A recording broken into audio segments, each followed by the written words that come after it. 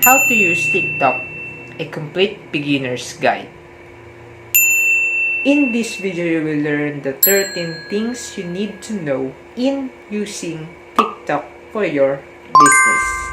If you watch until the end of this video, you will get the complete screen record on how to find and how to access these tools. Let's go!